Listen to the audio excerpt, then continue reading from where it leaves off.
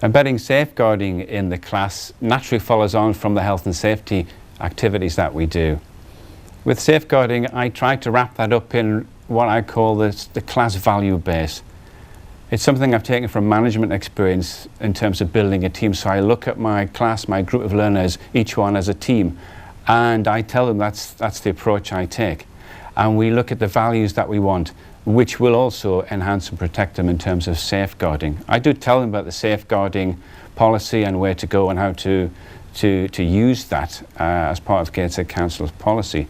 But more importantly for me, in many ways, it's actually embedding that within this whole group of ethics around respect for each other, having the confidence to explore, supporting and encouraging others to experiment, to take risks, and above all, to make mistakes.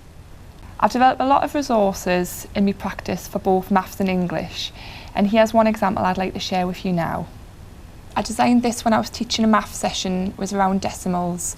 So just as a little starter activity, I put this up on the board. Obviously you could use this on an interactive whiteboard if you had one. In this particular session I didn't. So what I did was I blew this up on the flip chart, and it was just a quick little matching activity. So what they did was this column here is obviously all of the countries, and over in this column we have the currencies. And what they had to do, we did this as a group discussion, we had to match up the country with the currency from that country. When I was using this activity with this group, one of the things that did come up when we're talking about Turkey was that the fact that when you change £50 in Turkey, you're a millionaire. And I used the example of my nana would change her money and she would say, oh, I haven't got a clue how much I've got here. So she would just go to the shop and give the man her money and just say, take what you need. And what I said, Nana, you can't do that, he could be ripping you off. And then we actually from that said, one of the ladies actually said, who was 82, actually I do that now in the shop. And we sort of brought up the economic well-being and said, you know, really, it's not that you shouldn't be trusting people, because it is a trusting culture that we live in, but also taking responsibility for our own money, which was obviously a safeguarding issue, which was highlighted. And we had like a nice little debate on that, about how people felt about that. And from that, we also talked about, you know, having respect, because you do have to respect people, and which is one of our group rules, which we always set out at the beginning. We talk about classroom expectations, about what makes them feel safe and comfortable. We go around the room, I ask the learners to remind me at the beginning of every session what they expect from me, and in turn what I expect from them. Things that are included: no swearing, no mobile phones. If somebody's speaking, then have the respect to listen to that person. It's usually important because it's relevant to the session. And just be mindful and have some good manners. And they're great classroom expectations, which all of my learners remember and we reinforce every single time.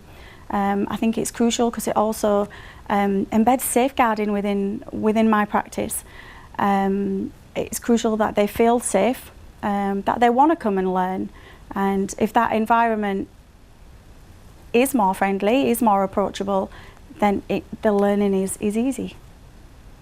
The fact that the course was a lot more engaging, I found that I was capable of talking to somebody who I could trust, and the fact that I knew that the support was actually there for us, where she knew that I was suffering and she realised that I didn't have to go to her straight away, she came to me. And the fact is, she took us out and she just let us engage, and it made me feel comfortable having the capability to talk to somebody, and it made me a lot more relaxed in her lessons. I'd be able to engage her lessons more and be able to understand everything that she had to tell us. I'd like to share with you how I embed safeguarding into my lessons.